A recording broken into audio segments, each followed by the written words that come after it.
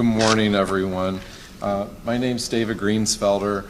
I am a real estate developer and consultant. I've done that for about 30 years. I've mostly had a focus on placemaking, market analysis, project implementation, and almost all of that with a retail component. I'm going to be addressing the market in which the Tri-City area operates, and then later I'll be back to talk about retail a little bit. This is going to be the data-heavy portion of the presentation, so we'll engage without further delay. Demands for goods and services comes from a number of sources. I'm sorry? Oh, sorry. Demand for goods and services comes from a number of sources. It also comes before the businesses. So the demand precedes the retail. It precedes the service business. It precedes the industrial endeavor. And there are a number of sources of demand. You can have residential demand. You can have daytime population, visitors, and then finally people transiting through the area. So those are people who are coming through town. Other communities are gaining population while Morgan City is actually slowly declining in population. So other cities are gaining population at an opportunity cost to Morgan City. The population here is also getting older. And with the exception of a couple of very small groups, mainly the 15 to 19-year-olds who are about to enter the workforce, population, it's the older population that's going to be increasing here. So for the 15 and 19-year-olds, prepare to join public service also. And if you're not sure how to do that, go take Economics 255 at Nichols. And when you're done with 255, go take 465. I see Dr. Alice nodding. There are no lack of workers here. And then also, it's important to know that you've got more people coming into the Tri-City area than you have leaving the Tri-City area on a daily basis. So this remains, as you can see in this picture, really a center of commerce in this area. Morgan City has more workers than any other place in the parish, even Franklin. You have approximately 3 million visitors a year coming here. That includes business travelers. And they spend about $60 million a year, probably more than that now because these numbers are just a few years old. And they come from a variety of different places, majority from Louisiana, but also from surrounding states and quite a few from outside of the area. You have fairly decent hotel occupancy rates, 255,000 room nights a year. You've got 127,000 of those occupied. That's 127,000 breakfasts, dinners, and suppers every year. That's quite an opportunity for this community in and of itself. And then finally, you have quite a bit of population transiting through the area. 12 million people a year driving through the heart of Morgan City on Highway 90 alone. And that's a real opportunity to capture a market, even if you capture only a small percent. So, trying to frame the bigger picture a little bit, there's diversified demand here. And I think that that's important for everybody to embrace. There appears to be enough demand to support a commercial business district. We'll be talking about that a little bit more as the conversation continues. And finally, there are things that are not working right now. There's no cohesive downtown. There is not a variety of retailers that's really compelling. And the offering that does exist here is really not well defined for the immediate community and certainly not for those other populations that we've been discussing. So I'm going to turn it over to Brad, who's going to talk a little bit about the new economy.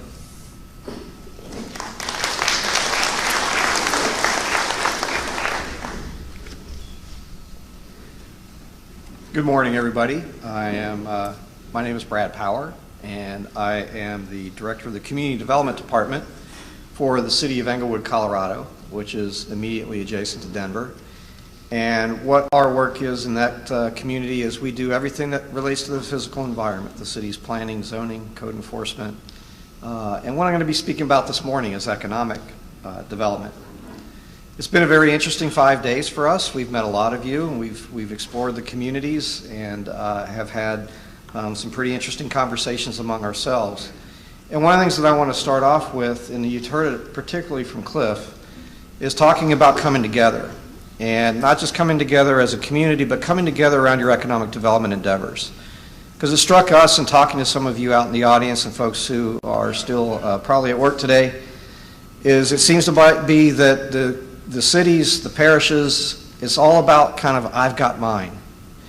And it's time to shift that to that we're all in it together, particularly in terms of your economic development efforts. David will come back and talk a little bit about the commercial development, the retail development opportunities in the region. But in terms of a little bit of a preview, there are areas like Houma, Thibodaux, others that you've gotten used to driving because they offer those services based on the fact that they have larger and more growing populations than around here.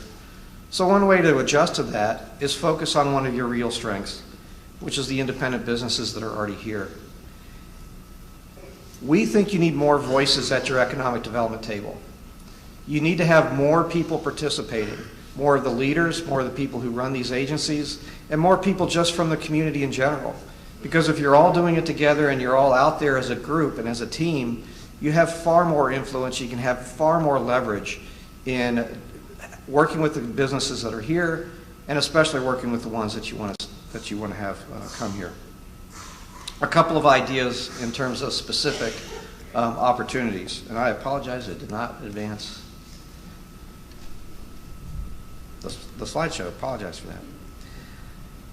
Streamlining your information. We talked to a couple business people who said it's very difficult to kind of understand when you walk in the door of the businesses what the expectations are, what the rules are, what even some of the forms look like.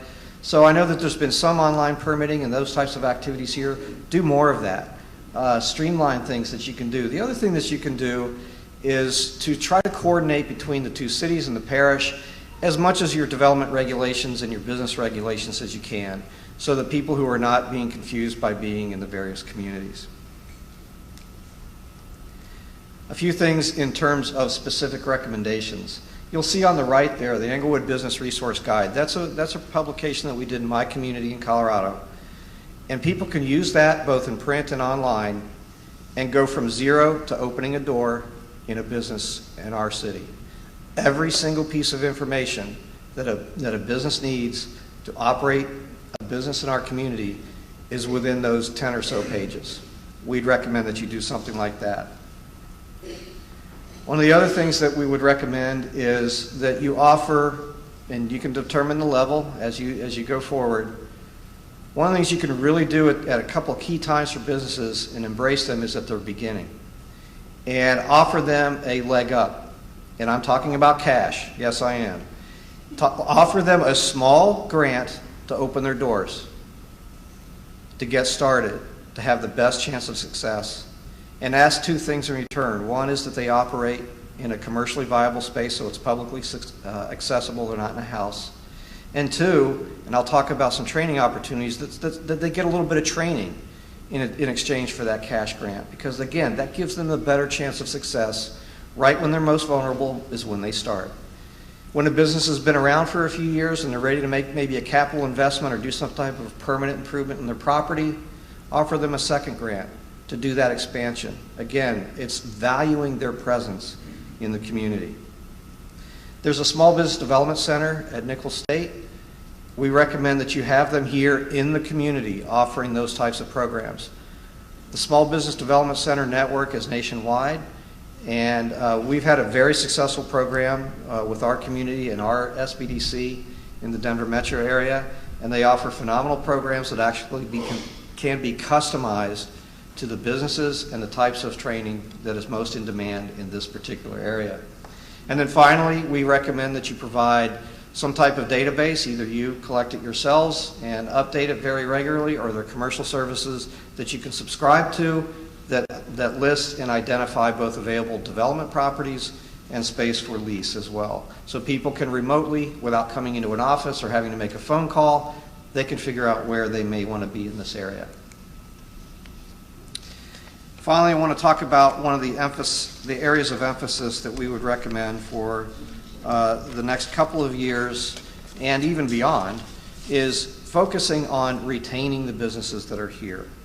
The current strategy in this part of either the state or the state in general seems to be that there's a lot of business swapping between the parishes and the communities. And oftentimes, a lot of that business swapping is underwritten by incentives from the towns or parishes that get those businesses.